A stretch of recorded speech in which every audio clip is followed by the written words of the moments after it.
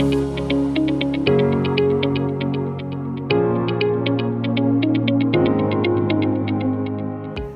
Julius Müller-Albinus, and I'm responsible for sales and development as the CSO and CTO, and I'm also responsible for regulatory affairs.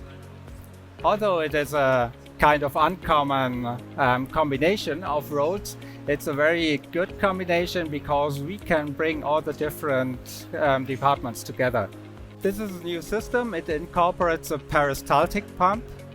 But the outstanding thing about the system is that it incorporates a new IOP control system, and it has an outstanding vacuum up to 700 millimeters of mercury and an irrigation and flow of 100 millimeters per minute.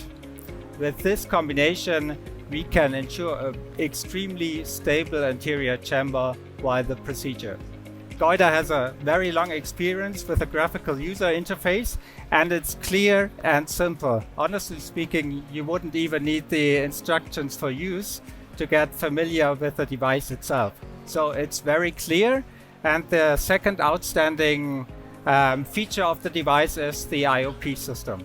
So it's mainly, like it's stated in the MDR, it's mainly about performance and safety. Having this system, the Vivos provides an outstanding performance and safety for the procedure, for the surgeon, and for the patient. The next step, the most challenging next step, is the MDR. So the system is ready, all the components are adjusted to each other. We have a very good performance, or an extraordinary performance, I would say. So the next step is the paperwork. And this is a very demanding step.